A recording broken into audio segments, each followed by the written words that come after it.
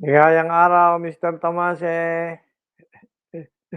Samahan mo uli ako ha. Alam mo naman ako absent-minded professor. O ganito ha, ang pag-uusapan natin may kinalaman dun sa binanggit natin earlier. But bago ang lahat, everybody listen. Ang ating submission of grades ay January 31. The week before that, yun yung ating final exam. So last week of January. So between now and the third week of January, tatapusin natin lahat. Actually, pwede ko nang tapusin ngayon kaya lang maraming sayang naman puwede niyong pag-usapan pa. By this time, feel niyo na kung papaano yung philosophical analysis. Halimbawa, nag-philosophical analysis na tayo involving artificial intelligence. Nag-philosophical analysis na tayo regarding philosophy of mind.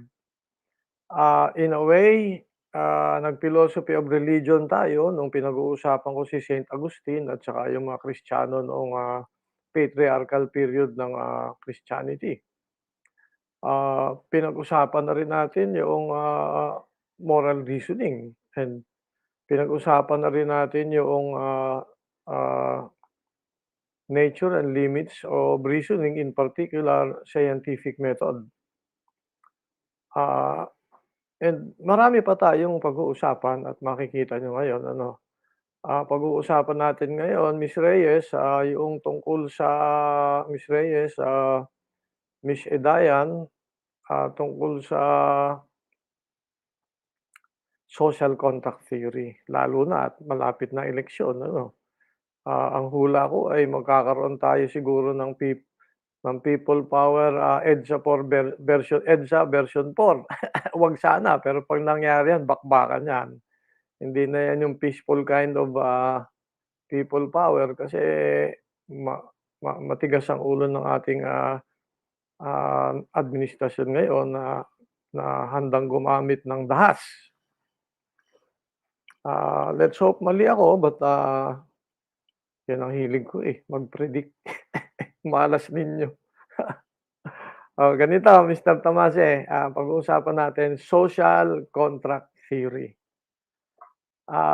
Kung natatandaan ninyo, merong pre-philosophic times and all humans believe that their lives are in the hands of the gods and the deities. Nauso ang philosophy at nauso yung natural philosophy. Natural philosophy which would later be called science. Pero yung natural philosophy nawala noong naging dominant ang mga Katoliko sa Europe. Sa Europe na nga lang merong paniwala that men can have control over their destiny, nawala pa. Nung nawala, nagkaroon ng Dark Ages, Now, fortunately, nawala sa Europe, merong natira na mga communities, hindi naman masyadong marami, pero merong natira na communities sa Islamic Empire that still believe the Greeks. At dahil nga nandun sila, na-preserve yung tradition ng mga Greeks. And fortunately, naging influential yung mga pilosopo na iyan sa Islamic Empire at dumating ang panahon na nagkaroon sila ng emperor. Well, veritable emperor, hindi naman exactly emperor. Veritable emperor, nangibabaw yung paniwala ng mga Greeks. Kaya nga yung Jerusalem ay magkakatabi ang simbahan ng Muslim at saka Kristiyano at saka Hudyo, separated only by one wall between them. Ay masaya kaya lang nagka-crusades nga Nung panahong nawala sa Europe ang paniniwala sa tenet na men can have control over their destiny independent of the gods and the deities. Dependent on their capacity to reason, ang tawag natin diyan ay yung medieval ages. Dumating ang panahon na around 10% of Europe, a small community, ay nabalik yung mga paniwala sa mga ancient Greeks. Ang sabi nga natin na Renaissance. Nagkaroon ng Renaissance dun sa tinatawag na Renaissance cities like Florence, Vienna, Avignon in France, Vienna in Austria, Florence in Italy, Venice in Italy, and so on and so forth. London in, the United Kingdom. Yung mga Renaissance cities na yan ay nabalik yung paniwala sa ancient Greeks. At diyan na nagsimula yung development of what would later be called modern thought. Now, between, ancient Greek thought and Renaissance thought, walang pagkakaiba except the timeline. Ang tenet, men can have control over their destinies independent of the gods and the deities. Kaso, dumating yung modern times kay Galileo at kay Francis Bacon, napag-usapan natin. Sabi ni Galileo at Francis Bacon, dapat ay, over and above philosophy, dagdagan natin yung pamamaraan natin ng pagkalap ng knowledge, ergo science. Now, ang modern thinkers ay critical of tandaan mabuti ha, ang modern thinkers ay critical of medieval thought. Very critical. Ang Renaissance thinkers, pareho rin critical of medieval thought. Kaya lang, ang modern thinker ay critical of ancient Greek thought din. Yan.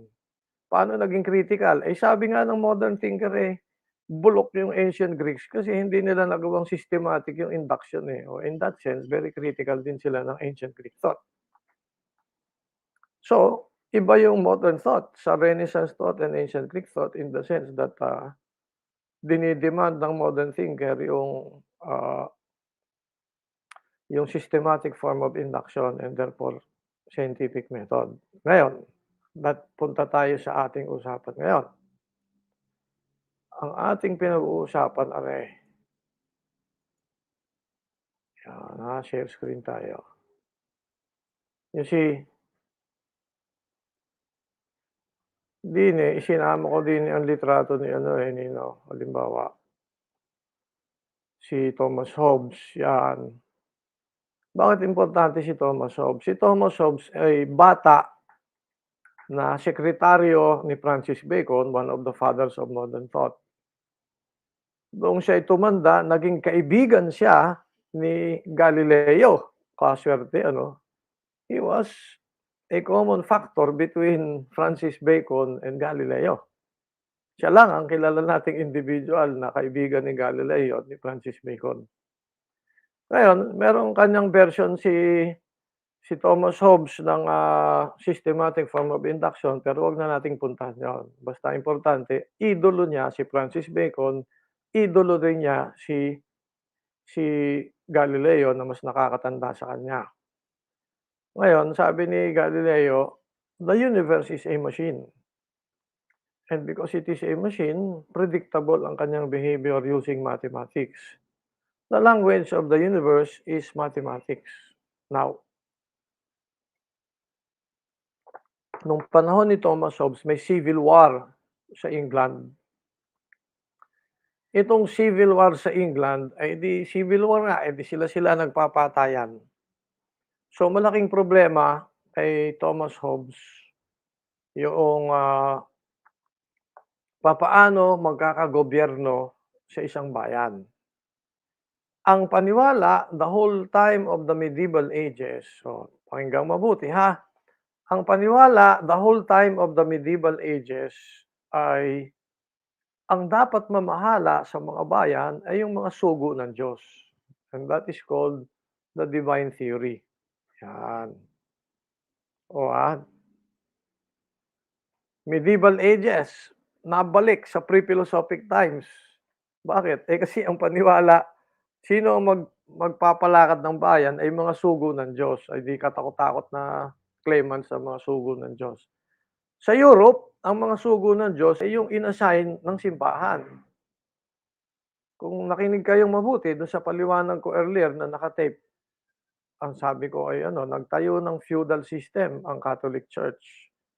And sinasabi ng Catholic Church na ang Carolingian dynasty na pinangunahan ni Charlemagne ay sila ang dapat na mamahala ng bayan. Bakit? Kasi ang dugo ni Charlemagne ay traceable all the way sa dugo ni King David at King Solomon. Ayan ang claim ng simbahan, eh. So, sila ay mga ano, mga sugo ng Diyos, yung linya na yan, kaya by blood. Kaso sa England ay yung kanilang king, si King Charles the First ay siraan tuktok. Hindi ko na ipapaliwanag. Si King Charles the First siraan tuktok. Ang problema niya ay nagkakagulo sa bayan nila. Ah, Paniwala niya, kagaya ng lahat nung panahon nila, ay sila ang sugo ng Diyos, including himself, si Charles the First. Ay, ganito ang nangyari, kasi bago sa generation ni Charles the First, yan ang panahon na nagkaroon ng, Magna Carta. Kasi nga nagkakaproblema sa England, eh. Yoong naunang king, naunang mga generation, merong agreement. Wag lamang magkagulo sa England ay, bibigyan ng pagkakataon ng king, whoever is the king, yung mga ordinary men called the commoners na makialam sa gobyerno every once in a while. Until the time ni Charles the First. Pagdating ni Charles the First, you see, ang England ay, merong mga indigenous people. Yung mga indigenous people na England ay sinakop ng paulit-ulit ng kung sino-sino beginning with the Romans. Sinakop sila ng Roman, sinakop sila ng mga Dutch, sinakop sila ng mga French, and for the longest time, French ang may hawak sa kanila. Ang mga commoners ay, mga protestante. Bakit? Kasi yung mga French na mga invaders ay Katoliko. Ayaw nila sa Katoliko kasi mga invaders, eh. So, nahati ang mundo ng England between, Katoliko at saka commoners. Commoners mga pobre, mga peasants, at mga endemic at sorry, mga native, hindi endemic, mga native ng England. Ang mga French, sila nagpapatakbo ng gobyerno, sila ang mayaman, sila ang nasa urban centers, yung mga commoners nasa rural. So, parang nahati ang mundo ng England, eh. Yung rural folk na mga native na mga walang pera, nandun nga sa bukid. Yung mayayaman na in control of government na may pera, sila ang nasa urban center. So, hati down the line. Pero tuwing magkakagulo, kasi mas marami yung mga native, eh. Tuwing magkakagulo, yung mga French rulers nahingi ng tulong kung kani-kanino sa Europe at tapos nakukwel nila yung rebellion. Kaso nung panahon ni Charles the First ay, ito ang nangyari. Sorry, nung generation bago kay Charles the First, let me repeat, generation bago kay Charles the First, ay, hindi matulungan ng England nung mga nasa Europe, 'no. Yung mga nanakop sa England na nahingi ng tulong sa Europe kasi nagkaka-rebellion sa England, hindi nila makwel yung rebellion. So, nagkaroon ng compromise. Nung nagkaroon ng compromise, ang nangyari, Magna Carta, na very famous today, ano, hanapin niyo lang kung ano ibig sabihin niyan. At sabi nga natin ay pumayag ang king na ang mga commoners ay may say sa government. Until the time ni Charles the First. Si Charles the First mayabang. Mr. Tamasi ay sobrang yabang ni Charles the First, ayaw niyang makialam ang mga commoners sa gobyerno. Well, cut the story short, nagkaroon ng civil war. Yung civil war pinangunahan yung civil war, yung mga rebels pinangunahan ni Oliver Cromwell. Yan, that's the name, Oliver Cromwell. Tingnan nga natin. Oliver Cromwell. Itong si Oliver Cromwell ay matalino, galing sa pamilyang may kaya pero hindi mayaman, at siya ay rural folk. At being a rural folk, alam niya yung problema ng pangkaraniwang tao. Ito si Oliver Cromwell, yan. Alam niya ang problema ng pangkaraniwang tao, napakahusay. Ngayon, cut the story short, mahaba ang kwento niyan, eh. Cut the story short, ito si Oliver Cromwell nanalo. Pero imbis na pinugutan ng ulo ang king, ginawa lang niyang house arrest. Kaso, gusto niya magtayo ng republic. Now, mind you, inspired si Oliver Cromwell, mga nababasa niya. Excuse me, sa mga libro kasi nagkaroon na nga ng pagkakataon na yung libro ng mga ancient Greeks at kung sino-sino ay available na doon sa Renaissance world. Excuse me. Excuse me ha, naku, ako yata ay may COVID na. Ngayon ganito, ah, itong si Oliver Cromwell hindi pinatay ang king pero nung gusto niyang magtayo ng republic, sila mismong mga commoners na mga protestante nag-away-away. Habang nag-aaway-away sila, tumakas yung king, nagbuo na naman ng another army at nagkaroon na naman ng another civil war. Pero itong civil war na ito magulo kasi yung protestant na mga commoners nag-aaway-away tapos kaaway pa nila yung king. Dahil matalino nga 'to si Cromwell, nanalo na naman. This time pinugutan na niya ng ulo yung king. Yung mga commoners nagkasama-sama under a dictatorship, 'yan. Now, anong kinalaman niyan sa usapan natin? Okay, balik tayo sa akin. So, unang giyera, commoners versus the monarchs. Sumunod na giyera, Protestants against Protestants. Sumunod na giyera, halo-halo against the king uli. Tapos natalo uli yung king, pinugutan ng ulo. Pero this time, sabi ni Cromwell, delikado na tayo. So meanwhile, ang gagawin natin, dictatorship muna. Pero ito nga ang problema. How do you justify dictatorship? Everybody believes na ang pwedeng magpatakbo lang ng bayan ay yung sugo ng Diyos. Ay ang sugo ng Diyos yung mga monarch, pinugutan mo pa ng ulo, naloko na.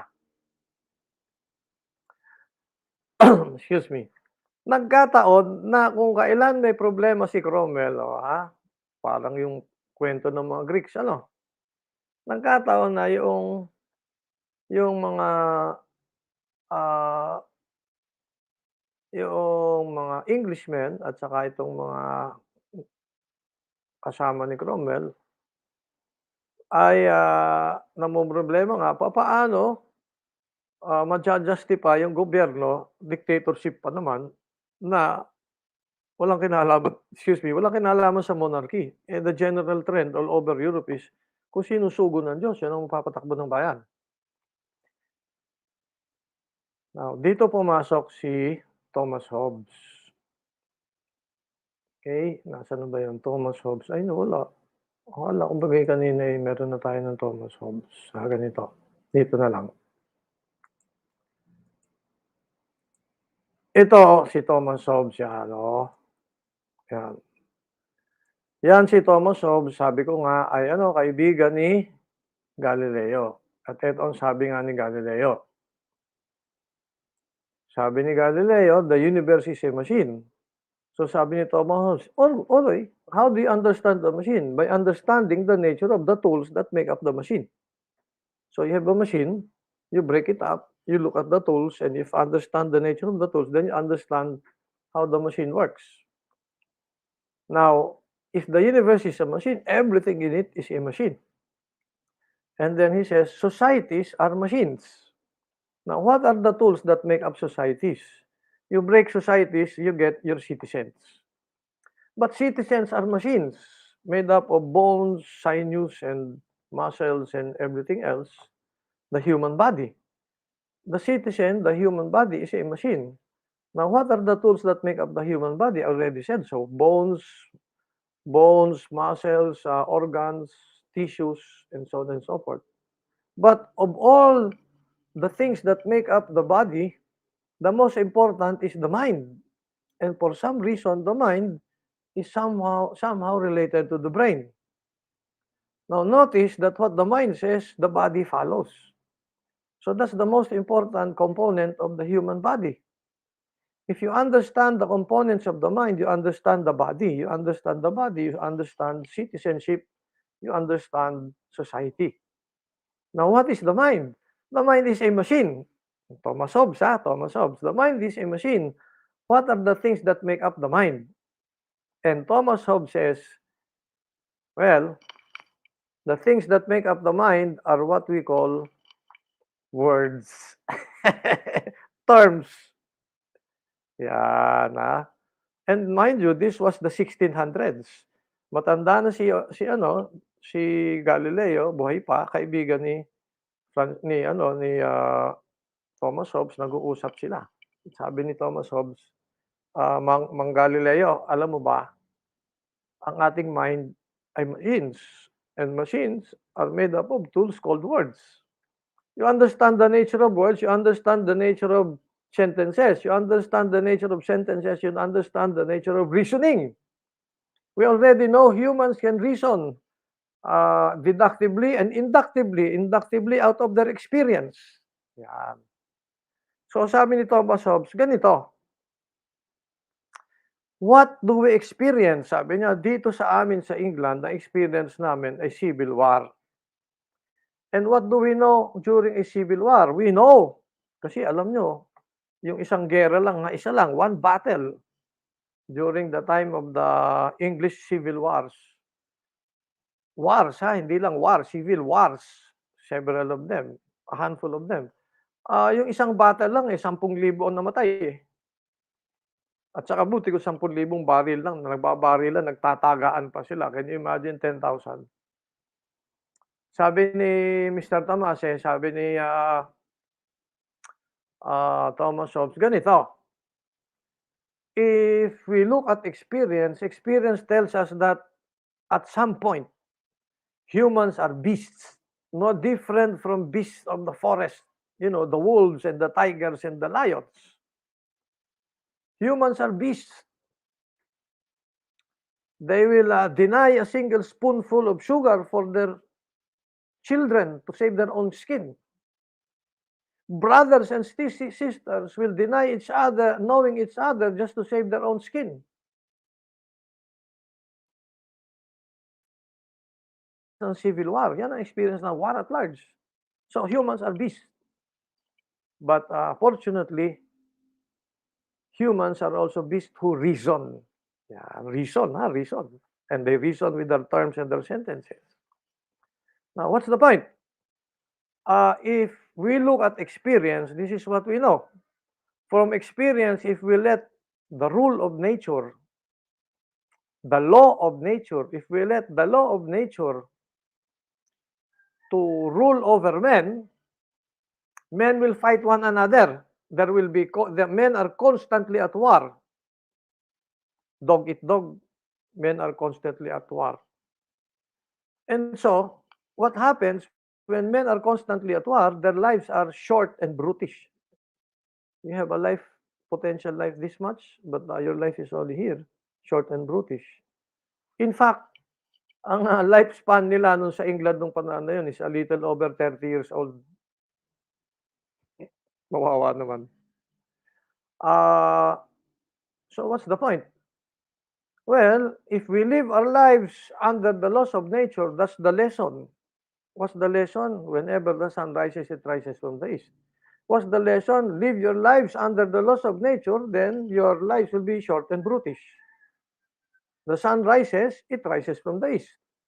You live your lives under the laws of nature, your lives are short and brutish. You can see that into the future. Because you see that in the future, you rebel against your future. And what do? You do something about it. And in the process, you talk to your neighbors, and you and your neighbors organize yourselves into a society. And men are beasts, but they are beasts who can reason. And thanks to their capacity to reason, they foresee the future. And when they foresee the future, they talk to each other, and they organize societies. That is the natural course of history. And when they organize the societies, they vote for a sovereign. And when the sovereign is voted, he rules over everybody according to the wishes of the people. That is what we call the social contract theory, formulated by Thomas Hobbes. Tanong, nasusundan ba, Mr. Tamase? Pakisagot naman ako. Iinom lang ako Yes, ng sir. tubig. Nasusundan po. Yan, ay kung nakakaintindihan tayong dalawa, yung mga hindi nakakaintindi, bahala lang siya sa buhay nila. Ngayon ganito, so we have the social contract theory, may problema. Bakit? Kasi ang model ni Thomas Hobbes, the human body. Kaya ang title ng kanyang libro, The Leviathan. The Leviathan is a giant. Uh, Society is a gigantic human body. Ganun ang dating ni Thomas Hobbes. Now, the problem here is, the human body, ang brain, ang mind ay dictator ng body. So, when you now vote for a sovereign, that sovereign should be a dictator. Yan. So, eto ngayon, nabasa ni Cromwell, tuwan-tuwan po tayo ng si Cromwell. Sabi niya, putangina, ang galing ng libro na to. Justification for my government. And so he requires all his generals to read the book, The Leviathan of Thomas Hobbes. He requires his civil government people to read the book. Well, actually, hindi niya sinabi directly, but over the course of his rule, everybody knew, and he was telling everybody this was what he wanted. And so by sheer stroke of coincidence or sinadya siguro kasi sinulat ni Thomas Hobbes dun sa panahon nila, ayun na nangyari. So by the time, sa buong England, nauso yung social contract theory, justifying the government of Thomas Hobbes. Kaso yung social contract theory is founded on the belief in geometry, the belief in science ni Galileo at saka ni Thomas Hobbes. Di kumalat din ang paniwala sa science. Ay, kaswerte. Yan. So sa buong mundo, sa England lang uso yung paniwala ang social contract theory. Yan ang nangyari. Later on, Napoleon Bonaparte, but a century later, gagamitin ni Napoleon Bonaparte yung paniwala ni Thomas Hobbes and the social contract theory, magkakaroon sa Europe ng revolution in terms of governance. Tatanggalin ni Napoleon Bonaparte lahat ng monarchy except in Russia, kasi Russia hindi niya nasakop eh. Lahat ng monarchy sa Europe, including Spain, tatanggalin niya ang monarchy. Kaya for a while, under Napoleon Bonaparte, yung napuntang mga opisyal sa Pilipinas, matitino. Yun ang laging kaibigan ng tatay at nanay ni Jose Rizal at saka ng Gumbursa. Pero saka na natin pag-usapan yan. The point is, here now you have the social contract theory. Yan. Kaso, tumanda si Cromwell. Nung matanda na si Cromwell, delikado. Bakit?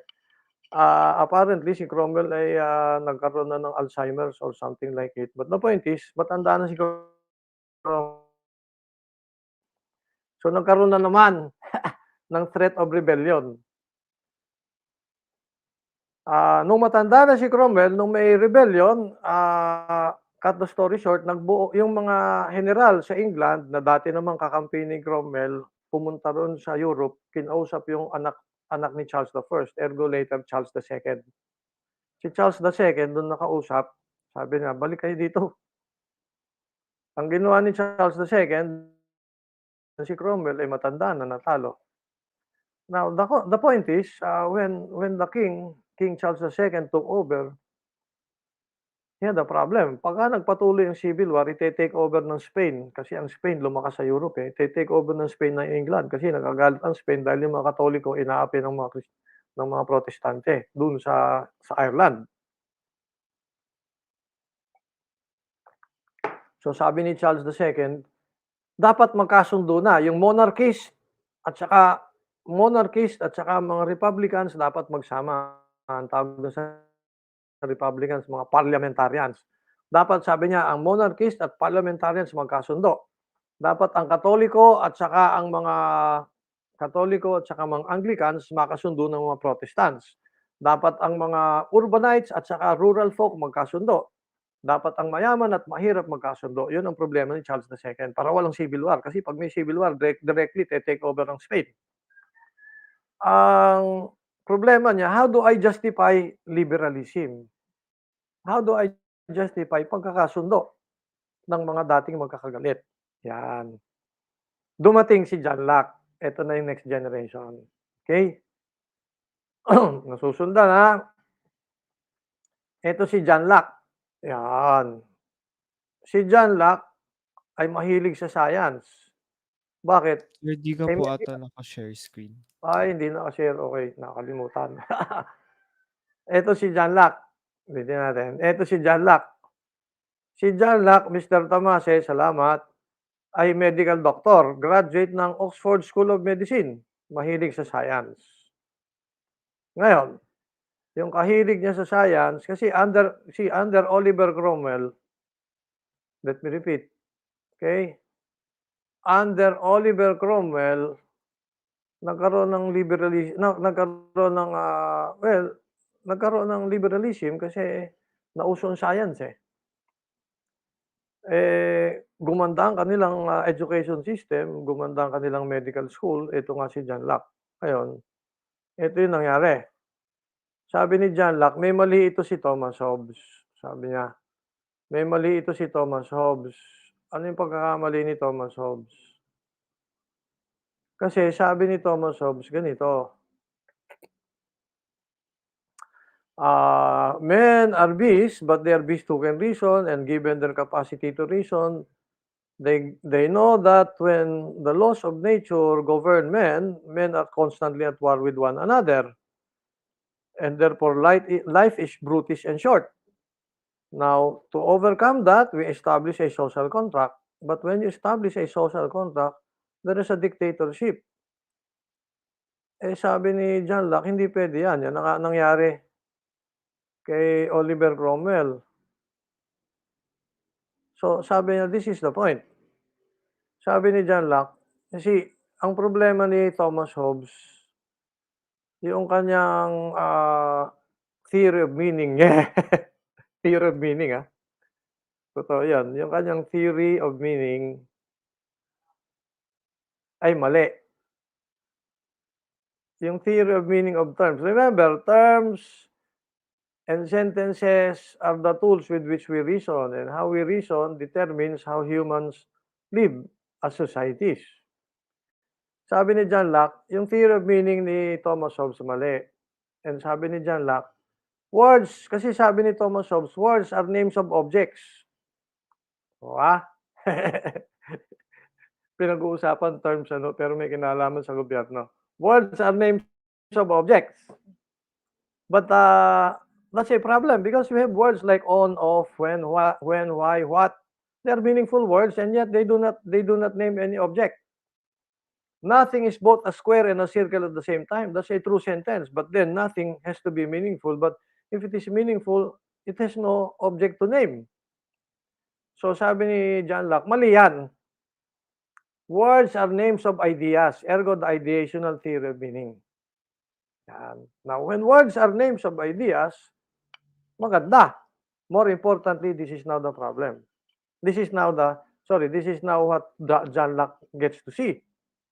John Locke says, if words are names of ideas, yan words, names of ideas,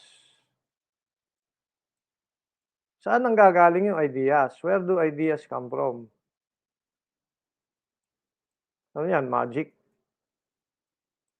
Sabi ni John Locke, ideas come from experience. Halimbawa, you have experience of seeing a dog. Therefore, you know what a dog is. Therefore, your word dog becomes meaningful. Now, how will your word dog become meaningful? Because dog, D-O-G, names not an object but an idea. Even if the dog is not there anymore, you still have the word dog, the idea dog.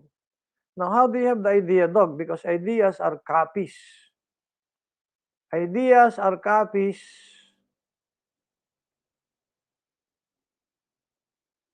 of what we get from experience. Even if you don't have the object dog anymore, you still have the copy. Yan. So, okay naman, di ba? Ideas are copies of what we experience. I see something red, there is a copy of what is red in my mind, red. That's the memory of the red thing I see. The memory of the dog thing I see, sabi ni John Locke. Oo nga naman, may memory tayo. Okay. Now, this is the problem. Even twins born of the same parents may have different experiences. One of the twins may live in the hinterlands of Scotland, And one of the twins may live along the coastal areas of Wales. And so isa taga-bundok, isa taga-tabing dagat. They may have different concepts of what is music and what is noise. Oo nga naman.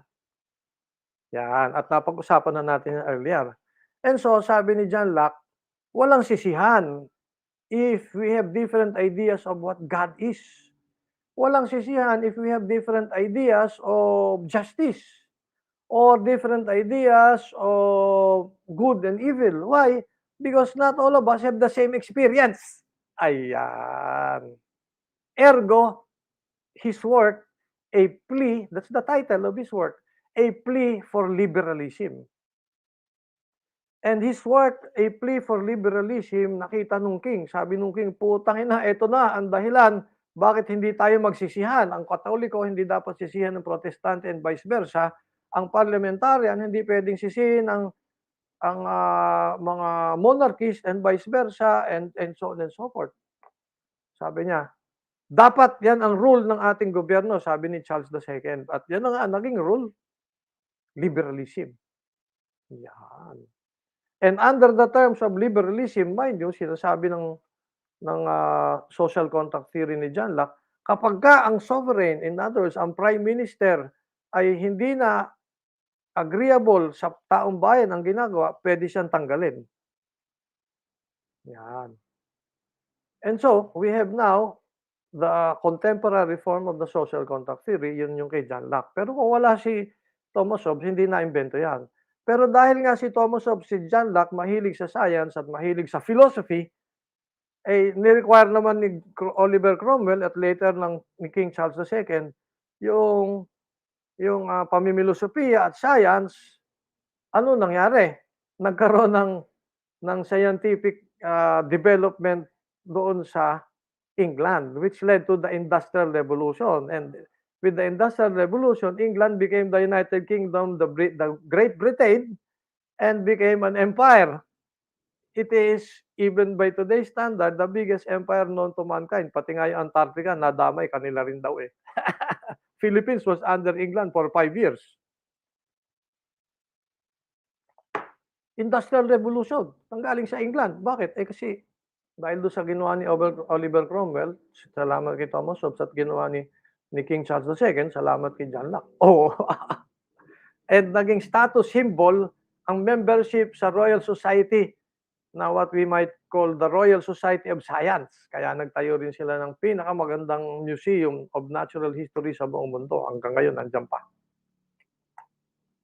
Charles II ang nagsimula nun. So, balik tayo ngayon sa usapan, Mr. Tomase. Meron tayong dilemma eh. 5 nephews, one of whom has 3 candies, another 2 has 2 candies of the same kind, the other 3 have none. You go home and bring 10 candies of the same kind you intend to give to the nephews as pasalubong. How are you going to distribute the candies? We have 10 candies, 5 nephews. So you have nephew A. Okay, nephew A. You have nephew B. You have nephew C. You have nephew D. And you have nephew E. Now, given all these nephews, you can divide the candies to each. So, dalawa din eh, dalawa din eh, dalawa din eh, dalawa din eh, dalawa din eh, for a total of 10. Ano ang tawag natin dyan? Ang tawag natin dyan, equal distribution. Ano? Ay, sandali ha. Ulitin natin. Anong tawag natin? Equal distribution. Okay. Yan. Ngayon, pwede namang gawin natin, itong nephew A kasi merong 3 candies na, huwag nating bigyan. Meron na siyang 2 candies, itong isa, bigyan natin ng isa. Itong 3, dahil wala silang candies, bigyan natin ng tig-3. Yan. Ay, sorry. Mali. Ito, wala silang candies. So, bigyan natin sila ng tig-3. Yan, ano? So, ang tawag natin dyan, differential distribution. Napag-usapan na natin yan eh. Now, bakit equal distribution? 'Pag nag-equal distribution, halimbawa ito, 'pag nag-equal distribution ito, si nephew A magkakaroon ng a total of 5 candies. Ito magkakaroon ng total of ilang candies? 4 candies. Ay, itong tatlo, they will just have 2 each. So, ito yung tanong ano, why should this be good? Ang sabi natin, look, ano ang nangyayari sa atin sa Pilipinas? Sabi natin ano, halimbawa lang ano, let me give you an example. From the year 1990 to the year 1995, more or less, ito yung distribution ng income ng Pilipinas. Yung pinakamayamang 20%, so top 20%, ano? 20%. Ang share nila ng income, okay, top 20%. Ang share nila ng income ng Pilipinas ay nasa 55%. Yan. Yung share ng pinakamayayaman, yung top 10%,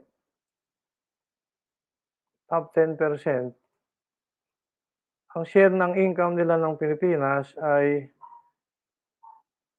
nasa 38%. Almost 40%. So, more or less 40%. Yung pinakang mahirap na 20%,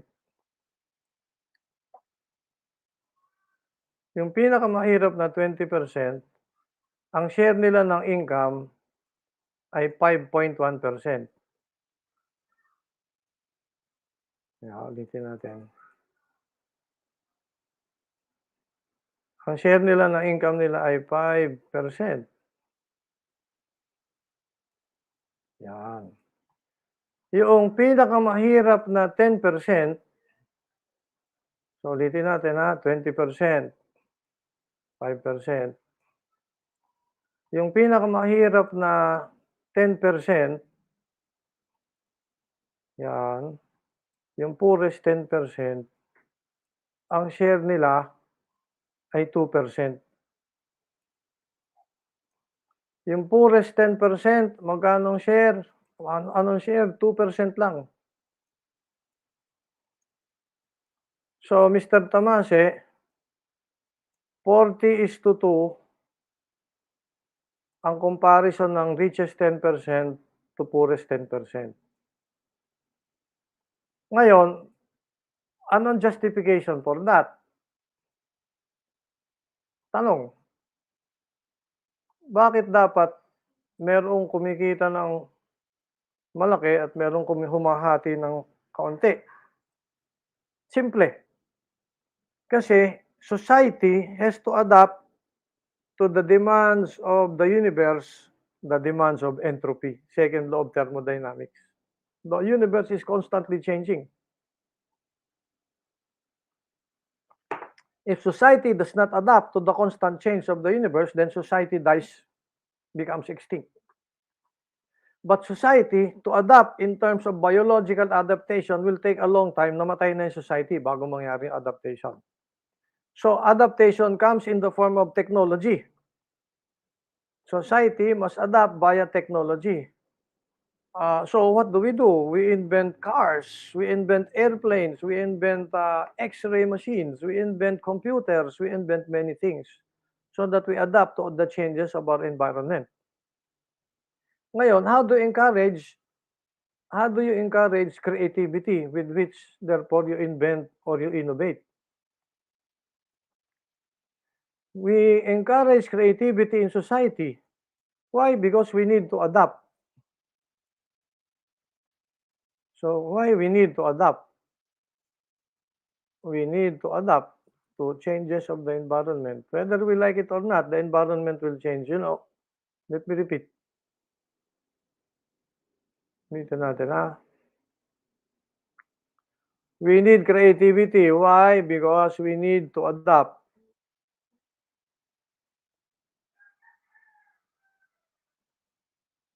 We need creativity because we need to adapt. Now, let me tell you,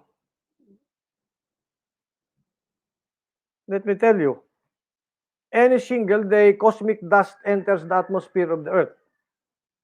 You know how much cosmic dust enters the atmosphere of the Earth every year, per year?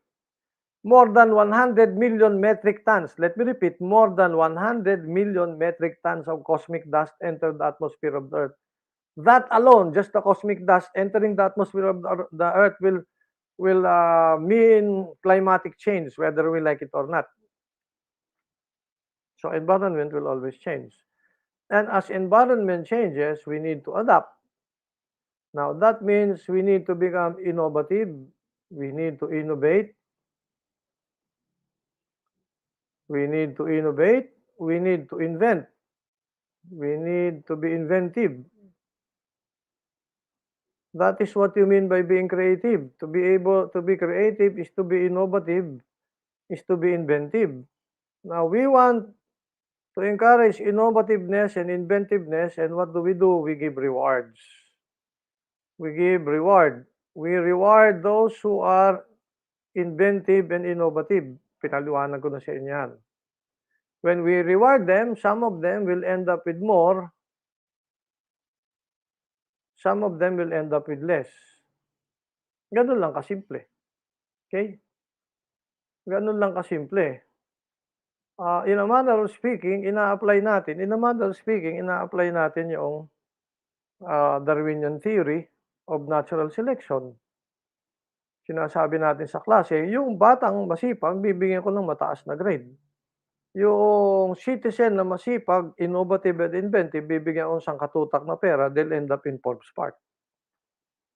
Yung tambay sa kanto at kakanta-kanta, ni hindi napasok sa klase, hindi nagawa ng homework, hindi nakikinig sa lecture ni Prof. De Villa, ay di bibigyan pa rin natin, pero kaunti lang. And so, some kids will end up with more candies, some kids will end up with less candies. Very simple. Ngayon, ang tanong ay bakit kailangan ng differential distribution? Bakit may mga naboto sa inyo ng differential distribution? Remember, marami sa inyong bumoto ng differential distribution eh. Marami kayong bumoto na differential distribution, ha, tandaan. Ngayon, ganito ang sinasabi natin. Ano ang sinasabi natin? Delikado kayo.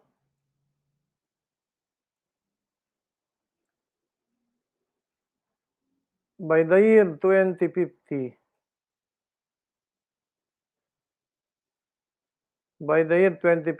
ano mangyayari? Because we can reason, therefore we can predict. But when we predict, what do we predict?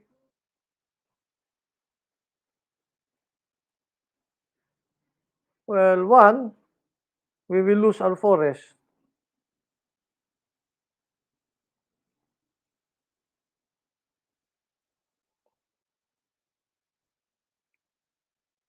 Ulitin ko, ano mangyari? We will lose our forest. The Philippines now has only around 8 to 10% forest cover, down from 40 years ago. 53% of the Philippines, according to science, has 18 degrees or more slope. When you have 18 degrees or more slope, then you must have forest cover. Because if there is no forest cover, when it rains, yung topsoil dadalhin ng tubig, pupunta sa ilog. Yung ilog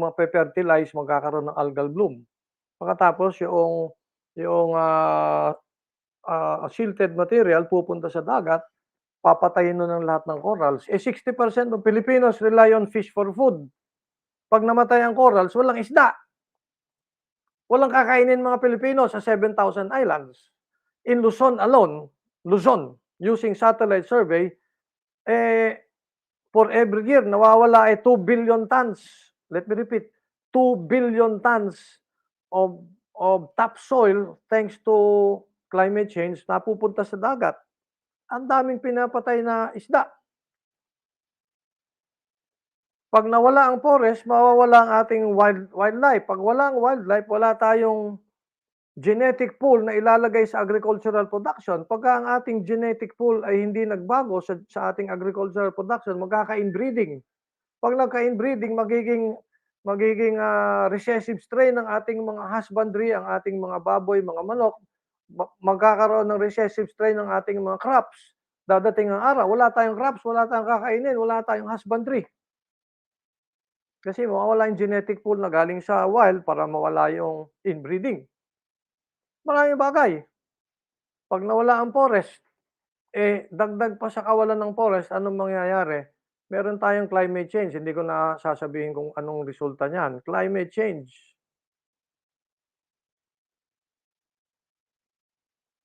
Lintik ang grabe ng climate change. Isang bagyo lang isang bagyo lamang ay 47 billion ang nawala sa Pilipinas. O death pa lang 'yon.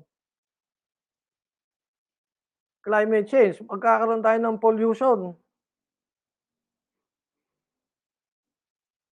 By the end of this century,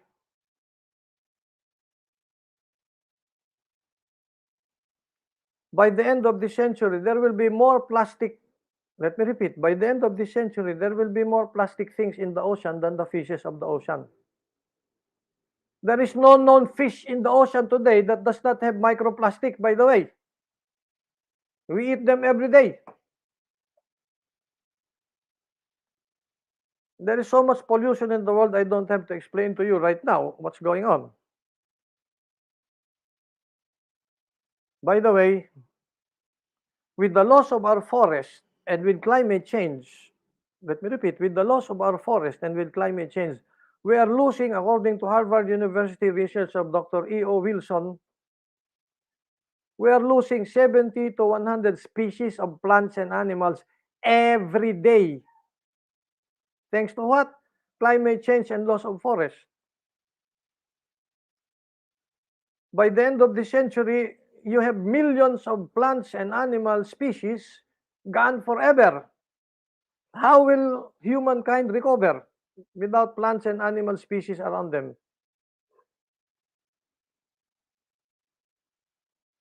Ano pa? Population explosion.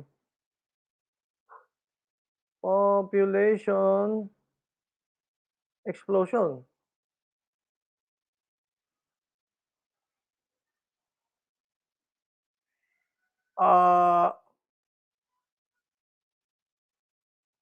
Anong problema sa population explosion? By 2070, humanity will be around 10 billion people. Right now, we're already 7.5 billion going for 8. Let me repeat. We are now 7.9 billion na tayo. Going for 8. Malapit na tayo mag 8 billion. What's the point? You need 2 hectares per person. You need 2 productive hectares per person for this person to have decent form of life. Sa Pilipinas, 300,000 square kilometers divided by the number of Filipinos, you have 3 Filipinos per hectare, but you need 2 hectares per Filipino. But that is what? 3 Filipinos per hectare, but that is if 100% of the Philippines is productive. But only 20% of the Philippines is productive. So 20 out of 100, that's a factor of 5. 5 times 3, you have 15 Filipinos. You have 15 Filipinos sharing a single hectare. That's why we're called poor. Sige ha, mag-anak pa kayo, mga dentist kayo. Okay, kapapanood ninyo ng kung ano-ano, baka dumami yung mga anak niyong sobra.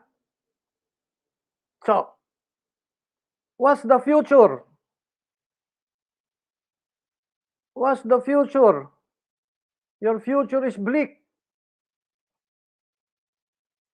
Tapos ang presidente niyo pa si Bongbong Marcos, ay putang, o kaya si Trump uli. Your future is bleak. So, what do you now tell your kids when your future is bleak? You tell your kids, there are too many of you and too little resources.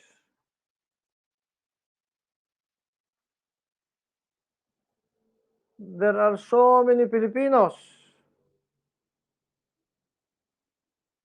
There are so many Filipinos.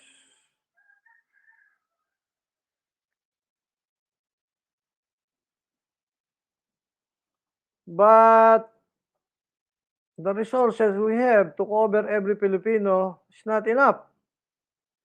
You pull the blanket to one side, others will have none.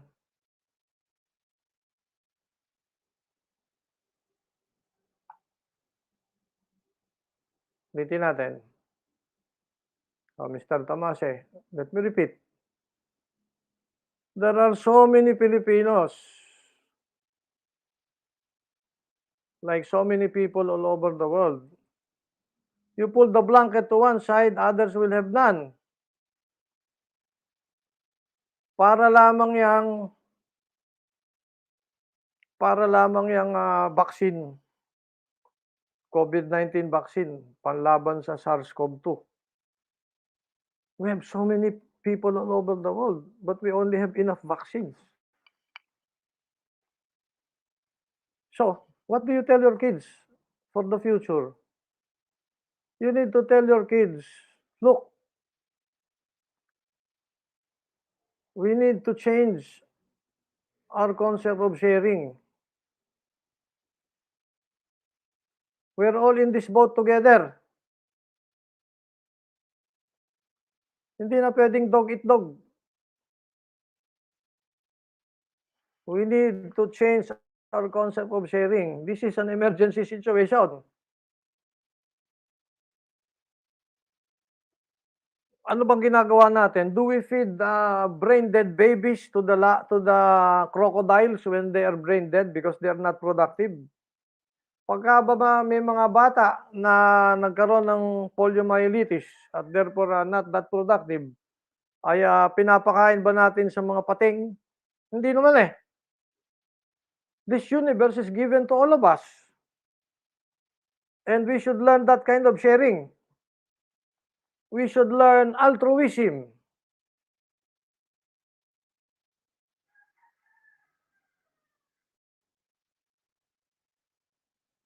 What is altruism?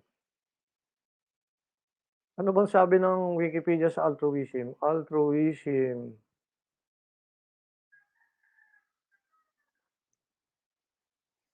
Literally, it means otherism. Altruism is the principle and moral practice of concern for happiness of other humans or other animals, resulting in a quality of life for both material and spiritual.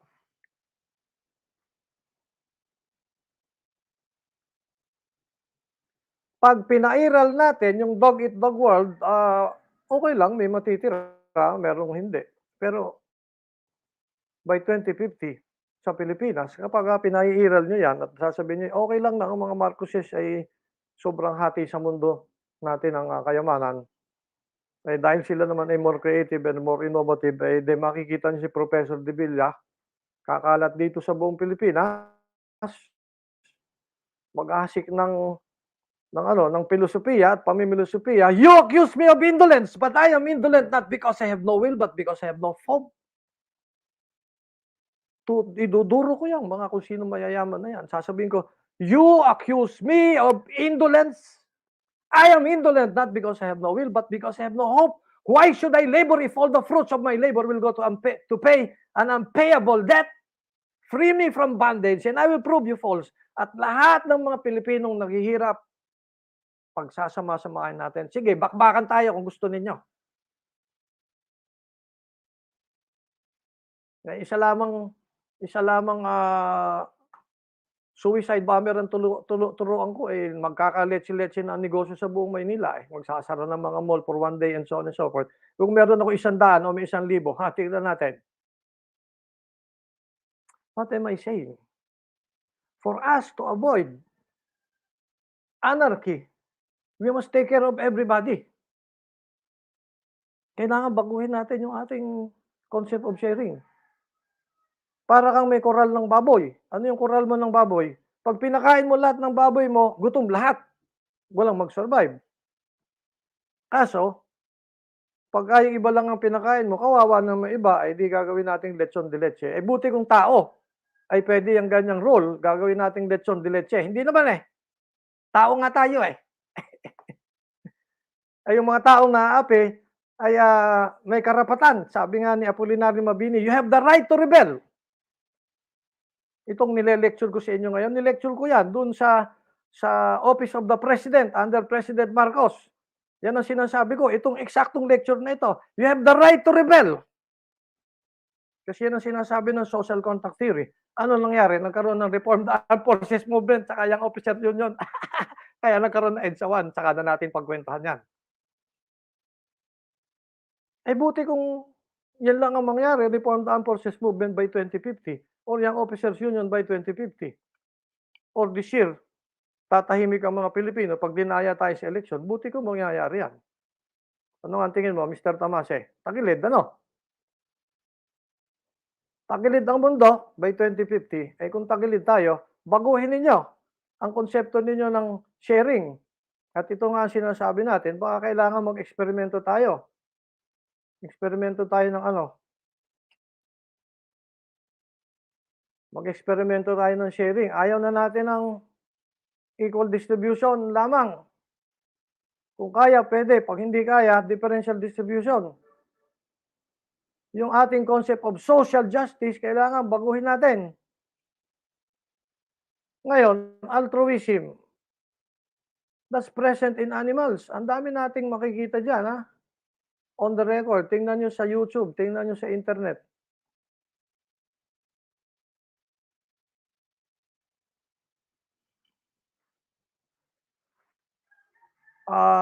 Mr. Tamase, merong isang dolphin, bottlenose dolphin, may anak. May nakitang isang orphaned whale. Yung orphaned whale, tinulungan, pinasuso sa kanya hanggang sa naging adult. At the risk na pwedeng namatay yung kanya anak, although in this case, hindi yata namatay. Merong tao nawala, hindi lang isa, marami sa history of mankind. May tao nawala sa dagat, sinong tumulong? Mga dolphin. Hanggang sa na-save, hanggang sa nabuhay yung tao. Witnessing to everybody, telling everybody, sinagip ako ng mga lumba-lumba. Merong turista, nahulog yung kanyang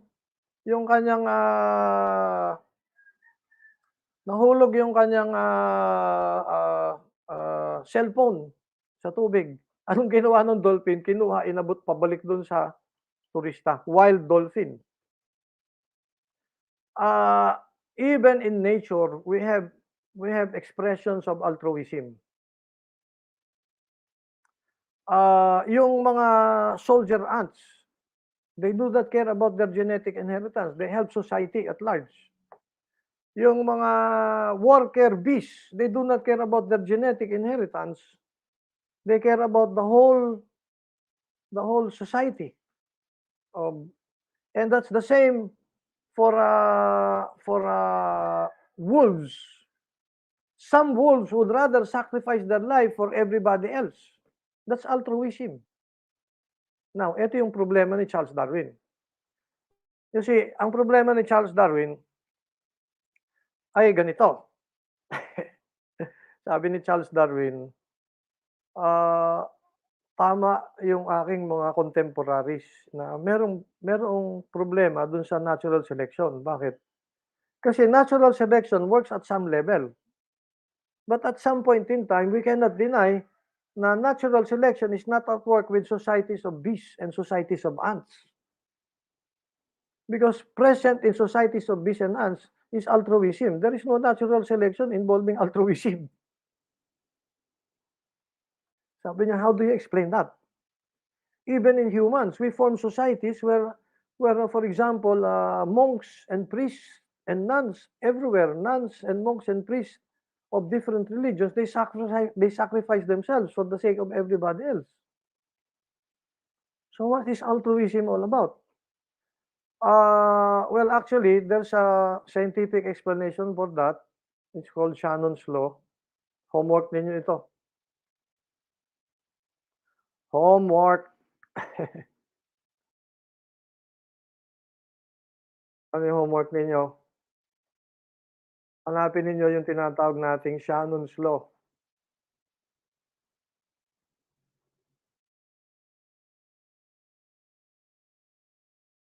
Sometimes called Shannon's equation. Sometimes called Shannon's equation.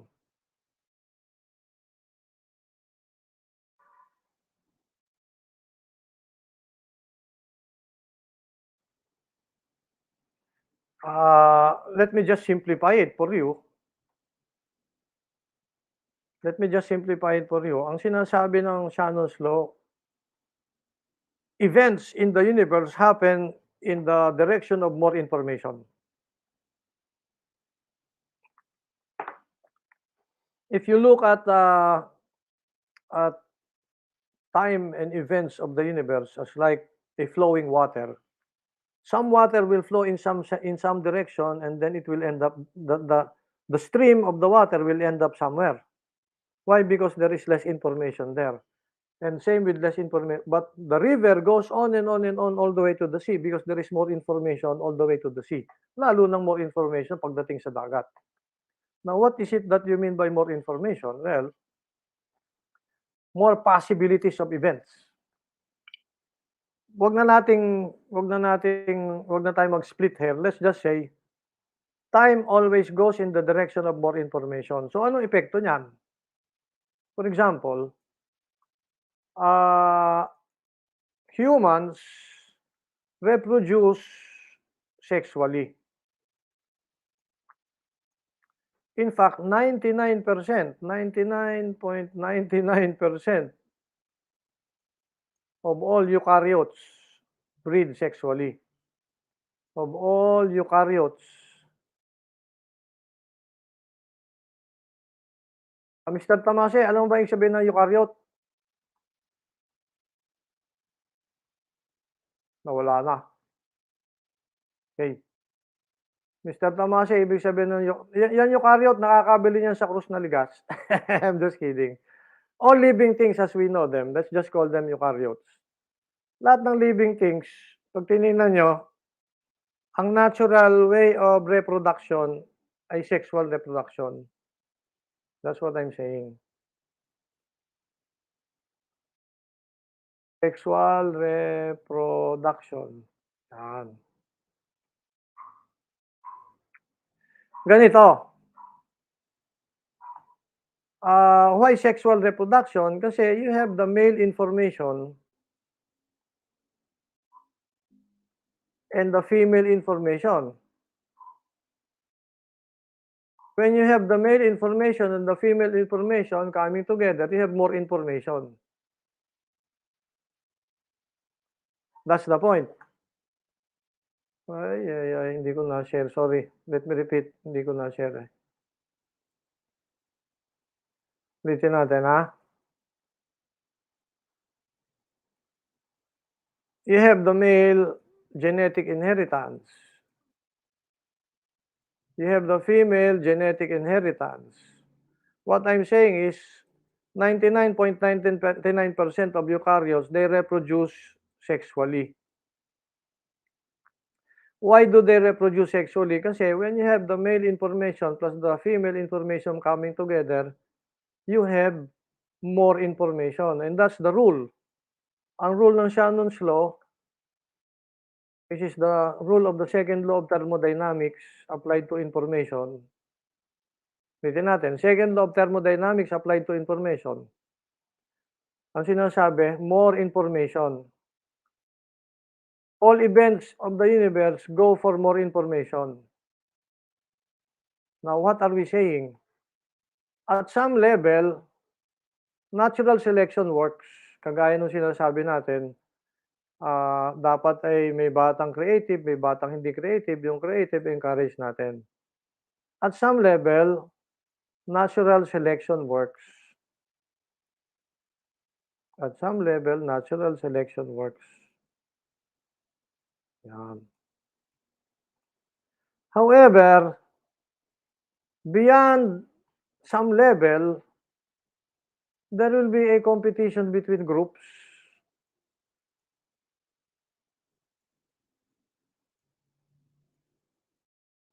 In other words, group selection works.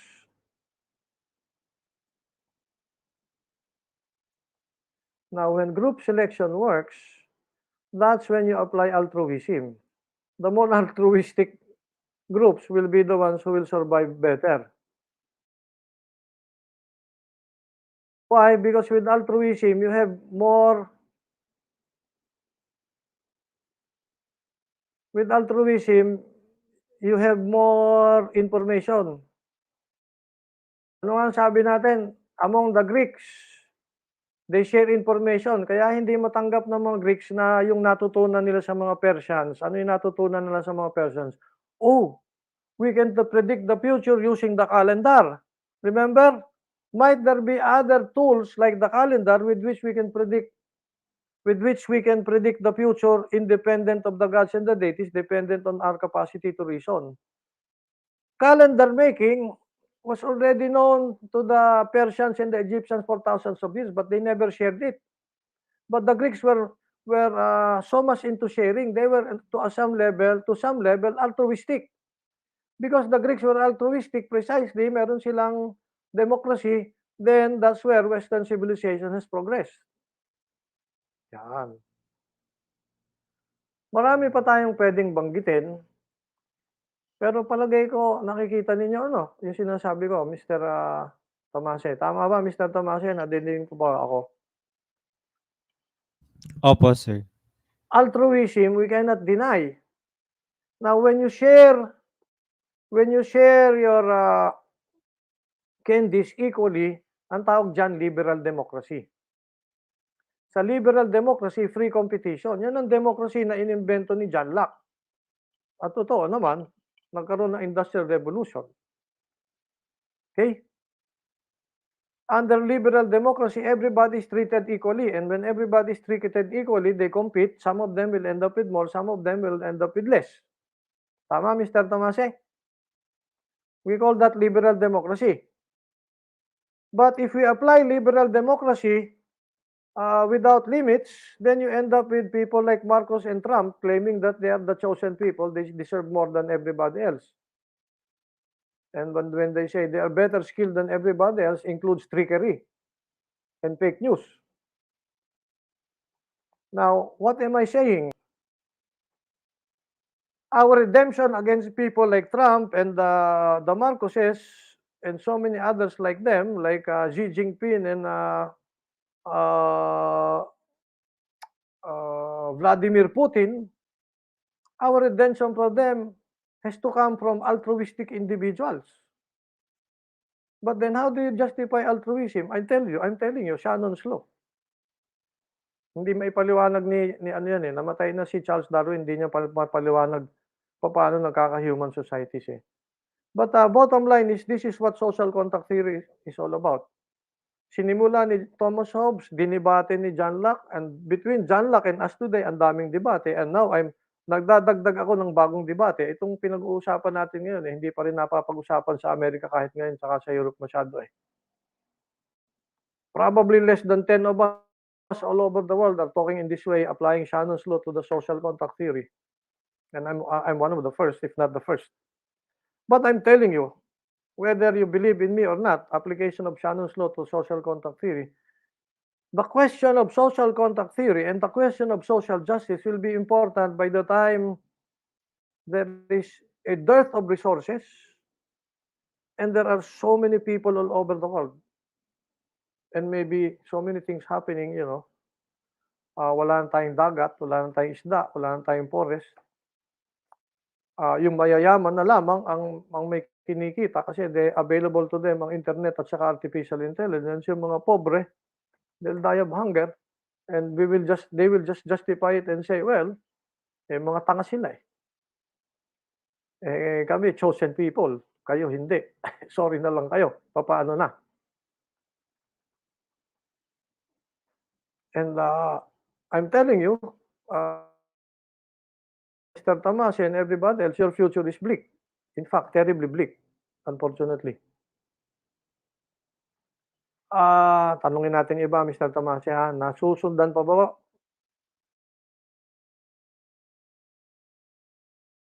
May tanong ako sa inyo, di ba? Yung huli kong tanong. If I remember correctly, ano yung tanong ko sa inyo?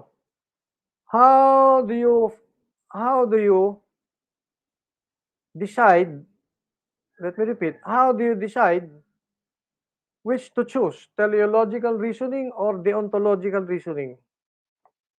Now I'm asking you, how do you decide, liberal democracy or sociocentric distribution? How do you decide, equal distribution or differential distribution?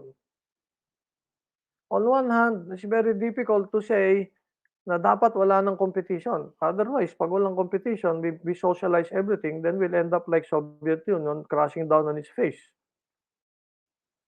Miski nga China, hindi nila ma-decline yung concept ng free competition among businesses.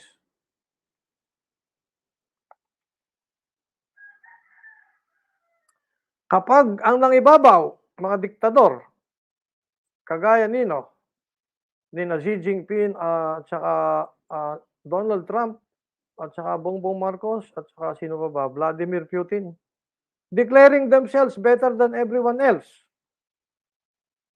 Chosen people, anak ng mga Diyos. Meron tayong tawag natin ay, ano nga bang tawag natin? Meron tayong ang tawag natin ay,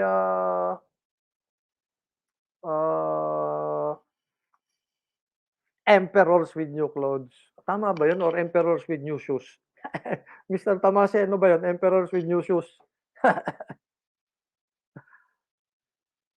Ang sabi ng nature, ang sabi ng thermodynamics, more information is where events will go to.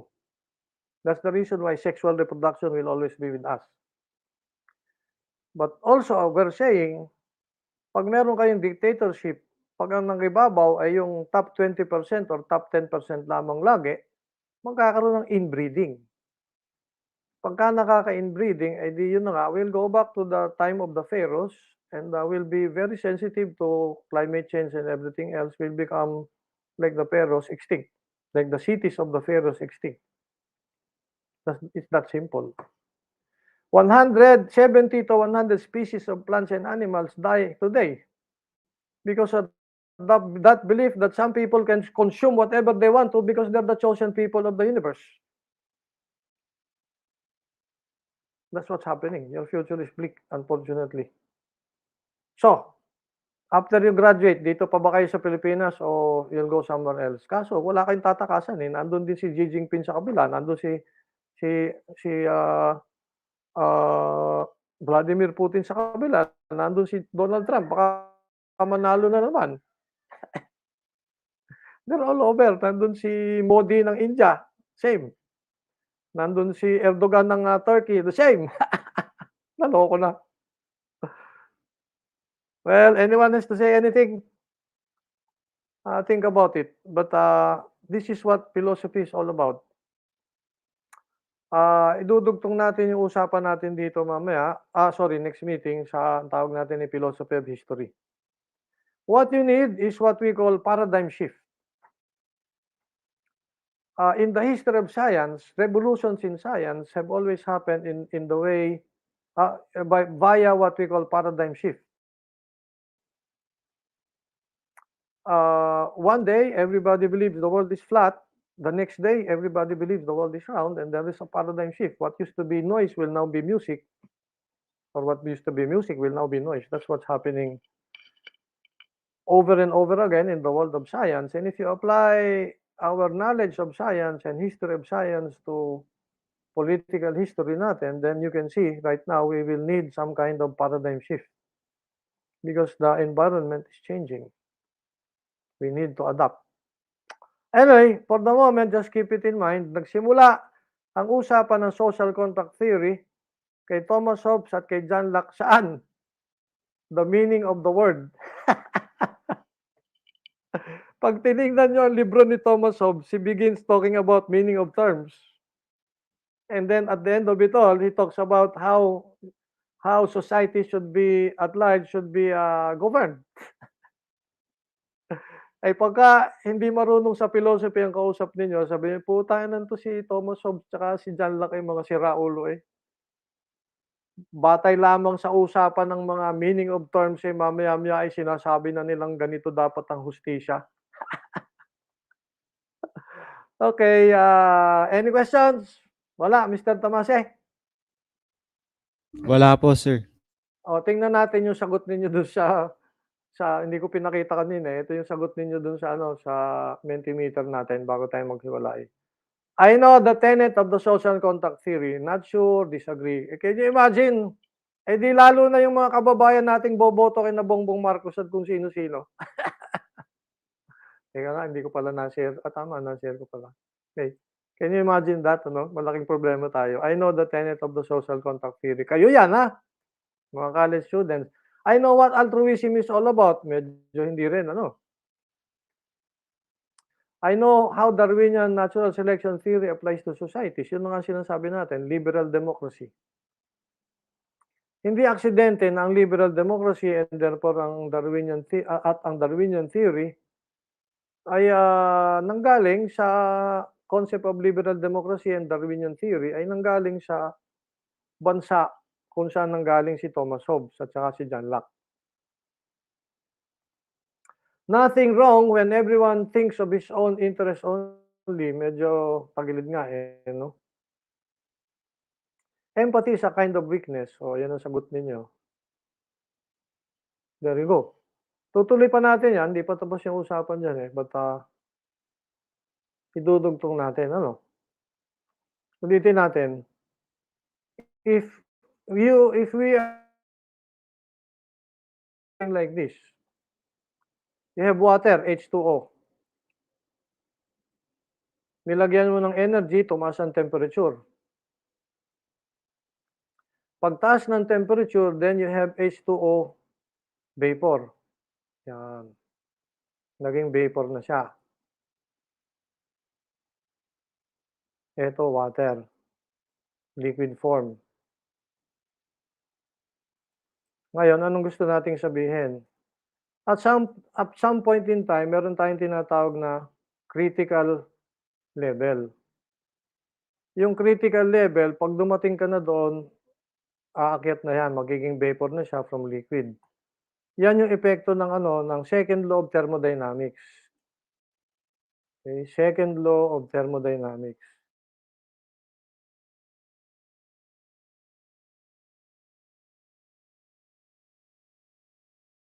Maski anong sabihin natin, mangyayari at mangyayari yan, but the point is, pag umakyat kasi dyan, there is more information in this, more information compared to when water is liquid pagka masyadong maraming energy na siya.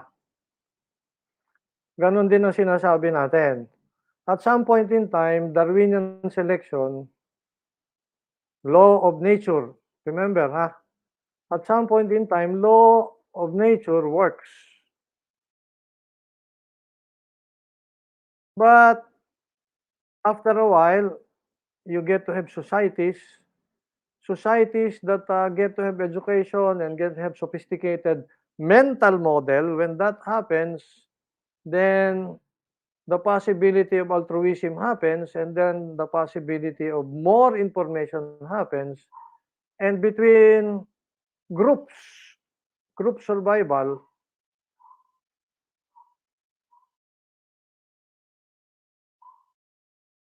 some groups will win over some other groups, and those that are more altruistic groups, they will survive better than other groups. That's what's going on. Okay. So, hindi totoo na 100% all the time, dog eat dog. And so, hindi totoo na 100% of the time, dapat tayo, equal distribution where some end up with more, some end up with less. Ang tanong natin paano natin babalansehin? Saka na natin pag-usapan. How do we balance between differential distribution and equal distribution? Okay, ay naubos na yung oras natin. Ako, naloko na. Mag-o-overtime pa ako. Maligayang araw po. Maraming salamat sa pakikinig. Ingat lagi. Hey, maraming salamat. Ingat lagi. Bye-bye.